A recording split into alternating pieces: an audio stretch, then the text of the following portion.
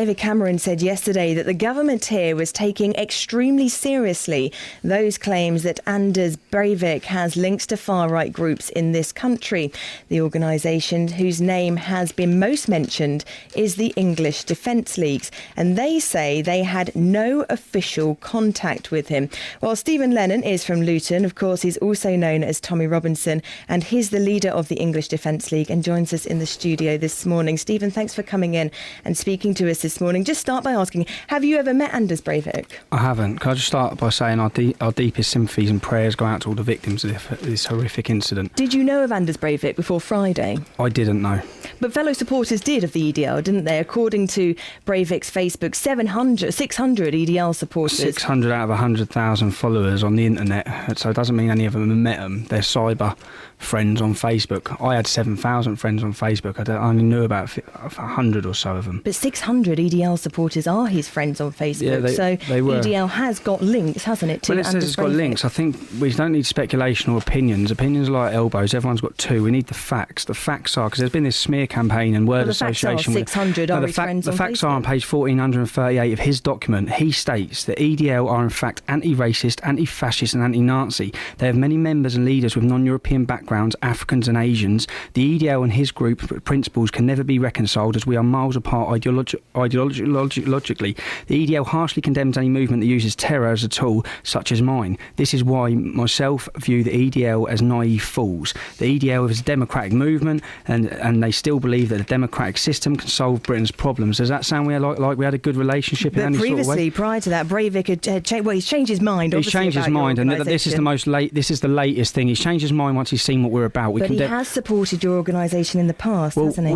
We share a part of an ideology that we believe that Islam is a serious threat to Europe. Let's not talk about your ideology, because we've heard about it many a time here on Breakfast. What I want to talk to you about this morning is Newsnight last night on the BBC. You made an extraordinary claim that we're heading for attacks here, which Norway has suffered on Friday. In fact, we could see them here. I've made that claim for you. I've made that claim 5 to 10 years' time. I've made that claim prior to this. You're planning for this then, are you? I'm not planning for it at all, no. I condemn all acts of violence and extremism. What I'm saying is, if we don't plan against this, it will happen. And God forbid we need that on our soil. What leads you to believe it's going to happen in the first place? Because when you live at a street level like myself, you understand the anger and frustration that there is in our communities. There's a lot of anger, there's a lot of frustration. People are deeply concerned with Islam, and by brushing them under the carpet, not just brushing them under the carpet, anyone that opens their mouth being deemed a racist, we see our local politicians calling us outsiders. There's an alienation period going on with the working class community of this country, and if they're not careful, they are going to create monsters. And in a democracy, when you're aggrieved by... Stephen, where's your evidence? Where's my evidence? That this is going to happen in 5 to 10 years' time. Well, look what happened. Look what's just happened in Norway. I said this before Norway. It doesn't mean it's going to happen here. Where's your evidence that it's going to happen? Well, there's no evidence until it does happen. Then why are you saying things like this? I'm predicting. So this is your gut feeling? There's an undercurrent of anger. Do you not think by saying things like this is what will stir it up in the No, first I believe place? that by ignoring things like this and not talking about things like this will allow it to happen. And God forbid, we want to prevent anything like that happening on British soil. And to prevent it, they need to start accepting that there's an elephant in the room. It's called Islam. Let's talk about it. Let's not brush it under the carpet. Let's not try and pretend that it's hunky-dory and Islam is not a religion. Islam's religion of peace. But this is what you're very good at, isn't it, as the EDL? You preach intolerance, yet you don't want to take responsibility for the effect of the rhetoric on other people. I mean, there's the definition... That's the definition of power without responsibility. What you do is you light the touch paper. You give people your opinions. You put them out there, these extreme far-right views, and people run away with them. Which extreme far-right view is that?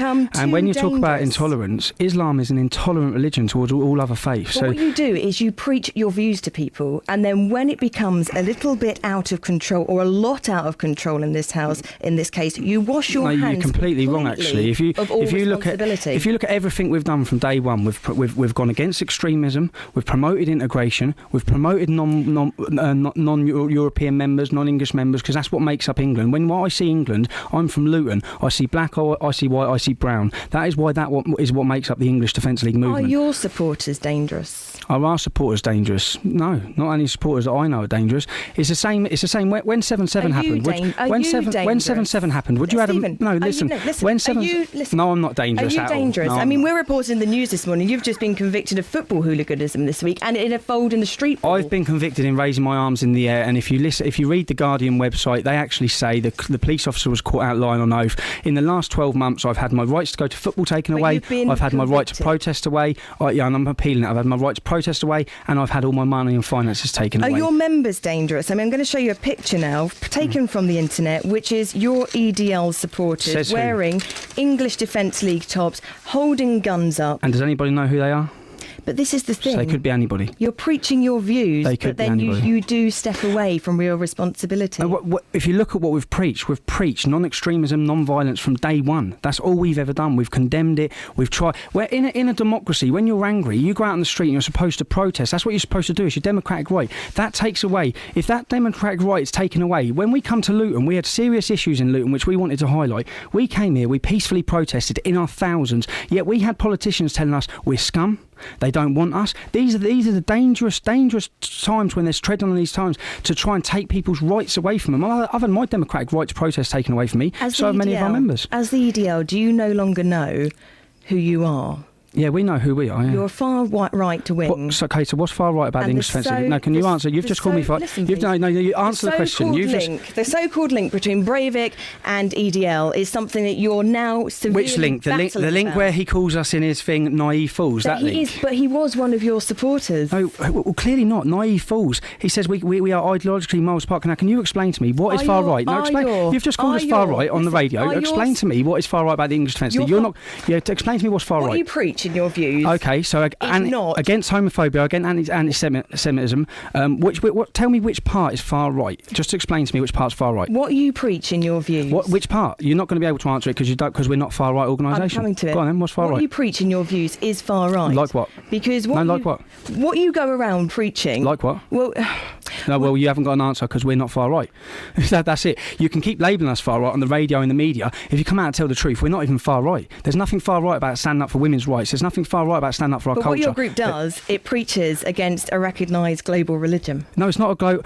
Is it a religion when you get the death penalty for leaving it? See, in my mind, that's an that's a cult. And the Italian government have come out and said this is not a religion. This is an ideology. And across Europe, you're seeing all politicians coming out and explaining it's not. It's an ideology that is masquerading as a religion. I'm glad you've just confirmed that there's nothing far right about our organisation. Do you worry that a minority of your supporters might go too far? No, the biggest worry to me and this country is a minority within the Islamic faith. That's the biggest worry. Let's not pretend that the biggest worry is any far right organisation here. The English Defence League have never committed any acts of violence. We've never blown anything up. We've never bombed anyone, killed anyone or maimed anyone. That's only happened on our soil by members of the religion of so-called peace. Stephen, many thanks for talking to us this morning. Stephen Lennon from Luton, also known of course as Tommy Robinson, and the leader of the English Defence League. We'll welcome your thoughts this morning, please. Of course, as Stephen says there, he does fear that something like what happened in Norway could happen here in 5 or 10 years' time. In his opinion, purely based on his gut instinct, not based on any evidence that he could tell us about at all.